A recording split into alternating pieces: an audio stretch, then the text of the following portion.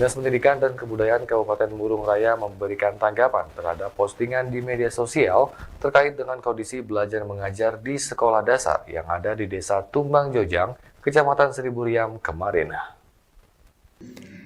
Dalam postingan berupa video tersebut memperlihatkan suasana belajar yang menjelaskan bahwa tidak ada satupun dari tenaga pendidik di SD Tumbang Jojang, melainkan hanya dari warga dan orang tua murid yang memberikan pembelajaran kepada peserta didik. Kepala Disdikbud Mura Ferdinand Wijaya SPT MAP menjelaskan, terkait kondisi yang terjadi di SD Desa Tumbang Jojang tersebut tidak sepenuhnya benar, sebab terdapat 2 orang tenaga pendidik yang masih standby memberikan pembelajaran terhadap peserta didik ataupun murid. Ferdinand juga mengatakan bahwa Disdikbud Mura juga telah memberikan 2 kali surat peringatan kepada tenaga pendidik yang tidak aktif bertugas di SD Desa Tumbang Jojang. Ya, terima kasih. Pada kesempatan yang berbahagia ini, kami menyampaikan pesan kepada semua guru-guru yang ada di Kabupaten Murung Raya ini yang menjadi wewenang kami Dinas Pendidikan dari TK PAUD, SD, SMP. Kami sarankan supaya bisa menjalankan tugasnya dengan sebaik-baiknya dan setulus-tulusnya. Kenapa? Karena tugas seorang guru adalah tugas yang mulia sekali. Karena di tangan kalianlah masa depan bangsa ini dipertaruhkan. Kecerdasan anak-anak didik itu tergantung pada gurunya. Pada dasarnya semua anak itu sebenarnya itu pintar saja. Tapi bagaimana cara guru untuk memberi pelajaran kepada mereka sehingga mereka menjadi anak yang pintar. Kalau gurunya tidak mengajar dengan baik, sering meninggalkan tugas, ya bagaimana anak didiknya bisa pintar. Tapi yakinlah, kalau gurunya itu menjalankan tugas dengan sebaik-baiknya sesuai dengan waktu pelajaran, beban yang diberikan kepada mereka, saya yakin anak didik yang mereka bina itu akan menjadi anak yang pintar dan suatu saat kelak akan menjadi anak yang berguna bagi dirinya, bagi masyarakat, bangsa, dan negara. Dan ini nilai yang sangat besar artinya untuk seorang guru. Bagaimana kebanggaan mereka melihat anak didiknya sukses di kemudian hari. Itu semua terjadi karena didikan mereka. Tetapi sebaliknya, apabila mereka melihat anak didiknya jangankan menjadi orang sukses, membaca aja mungkin tidak bisa. Kenapa? Karena mereka tidak benar-benar mendidik anak didiknya, itu merupakan menurut kami dosa yang besar. Ya. Karena mereka digaji untuk negara untuk itu. Negara memberi gaji untuk mereka, tugas mereka mendidik anak-anak supaya menjadi orang pintar. Nah, kalau mereka tidak menjalankan tugasnya, itu adalah dosa besar. Kemudian yang kedua, jadi pertanggungjawaban pertama itu ya dengan Tuhan. Karena yang tahu apa yang mereka lakukan adalah Tuhan yang Maha Esa. Kami dari sini mungkin nggak bisa mantau mereka yang jauh di pelosok sana.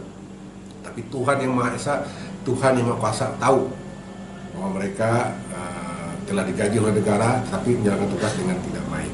Yang kedua adalah kami dari Dinas Pendidikan tentu memberikan sanksi administrasi apabila ada laporan secara tertulis, secara berjenjang, baik dari kepala sekolahnya maupun dari pengawas atau korwil. Untuk SMP dari pengawas, untuk SD dari korwil, koordinator wilayah.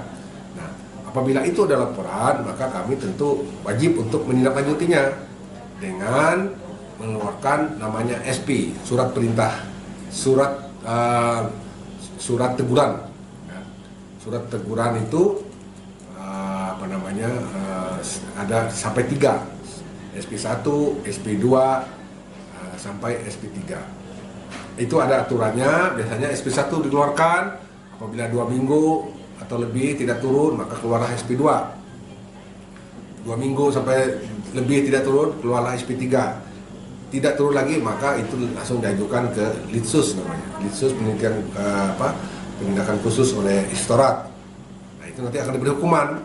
Apakah hukumannya turun pangkat yang ringan atau yang berat adalah diberhentikan.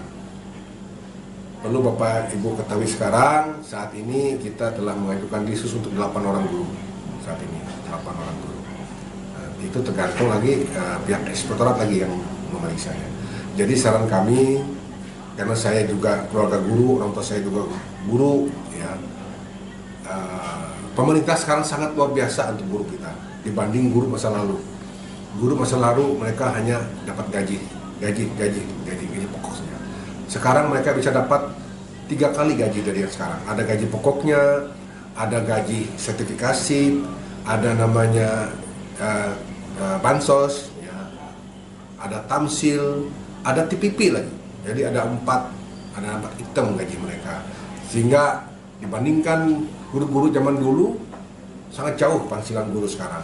Itu adalah bentuk perhatian pemerintah untuk guru-guru. Karena pemerintah sadar kita bisa maju, bangsa ini bisa maju karena didikan daripada guru. Nah, sekali lagi saya menyentuh hati nurani para guru supaya bisa bekerja dengan topoksinya, dengan tugas tanggung jawab yang diberikan kepadanya dengan sungguh-sungguh.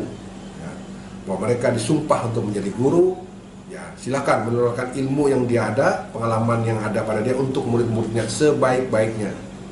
Disiplin dengan waktu, ya. Karena bagaimana anak didik kita bisa berhasil kalau kita tidak disiplin. Kalau kita yakinlah kalau kita berbuat baik, disiplin waktu, tepat waktu, anak didik juga akan menjadi orang yang baik karena dia ingat kepada ajaran daripada gurunya. Sebaliknya, maka semuanya akan hancur. Nah, inilah menjadi bahan renungan untuk kita. Jadi sekali lagi, supaya guru-guru yang ada dimanapun berada, jalankanlah tugasmu dengan sebaik-baiknya. Ferdinand memberikan teguran, sekaligus mengimbau kepada guru-guru yang tidak aktif dengan mengeluarkan surat teguran sampai 3 kali. Biasanya SP1 dikeluarkan apabila 2 minggu atau lebih tidak turun. Maka keluarlah SP2 dan seterusnya.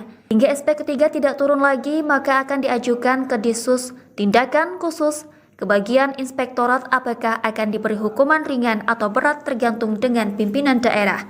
Dari Kabupaten Murung Raya, Rahmadi, Jurnal TV melaporkan.